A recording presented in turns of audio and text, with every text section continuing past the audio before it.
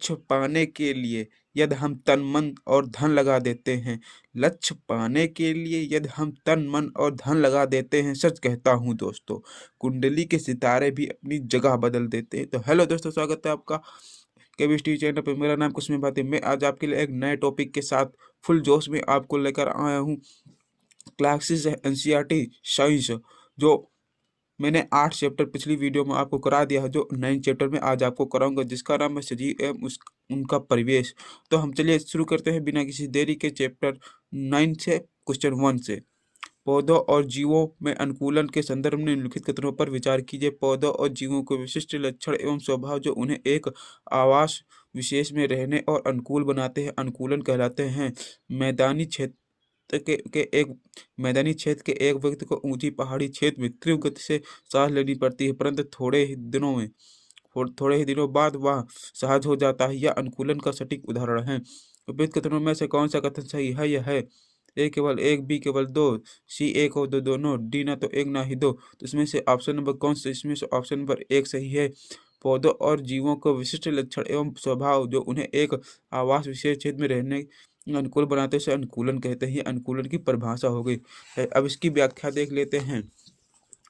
तो इसकी व्याख्या है, कथन एक सही परंतु कथन दो गलत है, क्योंकि अनुकूलन आप अल्पकाल में नहीं होता। ये हजारों वर्षों में आए परिवर्तनों के प्रति पौधों व जीवों में अनुकूलन होने इसके से संबंधित है। मैदानी क्षेत्रों में व्यक्ति को पहाड़ी क्षेत्रों पर जाने पर सहज होने में कुछ दिनों लगते हैं। ये परिवर्तन अल्प अवधि से संबंधित है। अल्प अवधि में किसी एक जीव के शरीर में होने वाले ये छोटे छोटे परिवर्तन पूर्व अनुकूलन कहलाते हैं। यह परिवर्तन हजारों वर्ष से पहले अनुकूल से हुए थे। और क्वेश्चन नंबर 2, किसी जीव का परिवेश जिसमें वह रहता है आवास कहलाता है। आवास के विभिन्न घटक उपस्थित होते हैं। इन घटकों के संदर्भ में निम्नलिखित कथनों पर कौन सा से कथन सही है? यह है, किस आवास में पाए जाने वाले जीव सभी जीव, पौधों और जंतु उसके जैव घटक हैं। 2, चट्टान, मिट्टी, वायु और जल जैसी अनेक निर्जीव वस्तुएं आवास के अजैव घटक हैं। 3, सूर्य का प्रकाश एवं ऊष्मा जैसे ऊर्जा घटक का इन दोनों घटकों में से किसी में सम्मिलित नहीं है। तो कूट एक, ए केवल एक और दो, बी केवल दो और तीन, सी केवल तीन, डी एक, दो और तीन। तो इसमें से ऑप्शन नंबर कौन सा? इसमें से ऑप्शन नंबर ए सही है। ए एक और दो सही है परंतु तीन गलत है, क्योंकि सूर्य का प्रकाश एवं ऊष्मा भी प्रवेश करता है। एवं आवास के अजैव घटक है। यह आवास का अजैव घटक है। सूर्य जो है आवास का अजैव घटक है। इन्हें कभी कभी ऊर्जा घटक के रूप में भी वर्गीकृत किया जाता है। क्वेश्चन नंबर 3,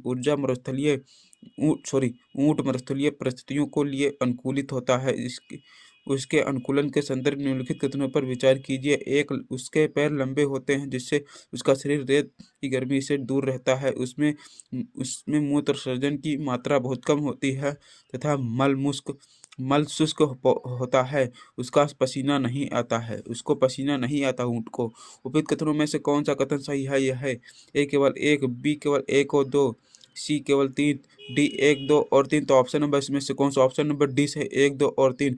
उपयुक्त तीनों कथन सही हैं। उपयुक्त सभी विशेषताओं के कारण ऊंट के शरीर में जल का ह्रास बहुत कम होता है, इसलिए जल के बिना भी वे कई दिनों तक जीवित रह सकता है। क्वेश्चन नंबर 4, निम्नलिखित पर विचार कीजिए। मछली, स्क्विड, ऑक्टोपस,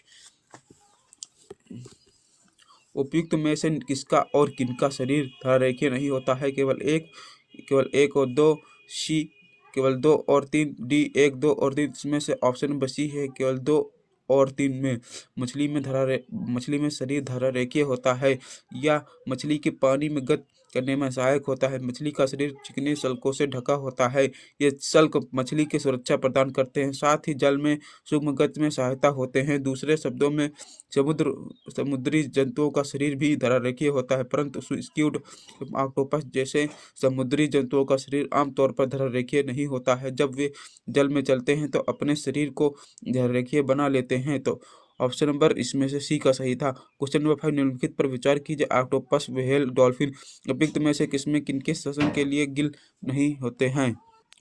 तो केवल एक, बी केवल एक और दो, सी केवल दो और तीन। तो उपयुक्त में से कोई नहीं। तो इसमें से कौन सा ऑप्शन सही? इसमें से ऑप्शन नंबर 3 सी सही है।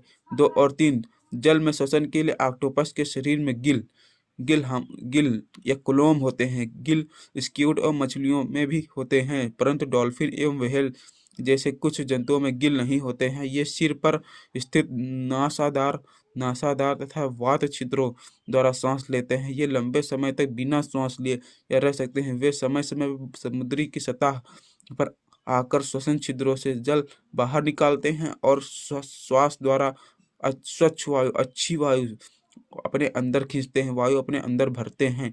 नागफनी क्वेश्चन नंबर 6, नागफनी के पौधों में संश्लेषण प्रकाश संश्लेषण निम्नलिखित में से किस भाग में होता है? पत्तों में होता है, तने में होता है, जड़ों में होता है, प्रकाश संश्लेषण नहीं होता है। तो ऑप्शन नंबर बी सही है, तने में होता है प्रकाश संश्लेषण।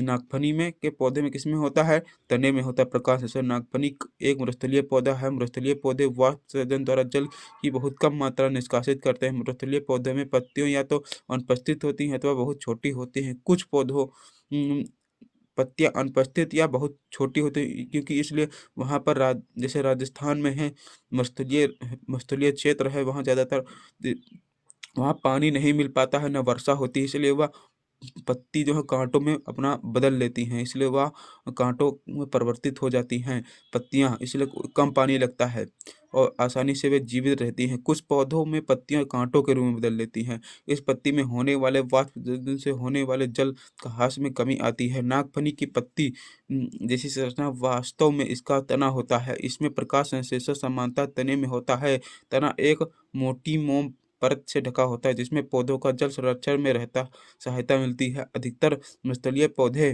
की जड़ें जल अवशोषण में के लिए मिट्टी में बहुत गहराई तक चली जाती हैं।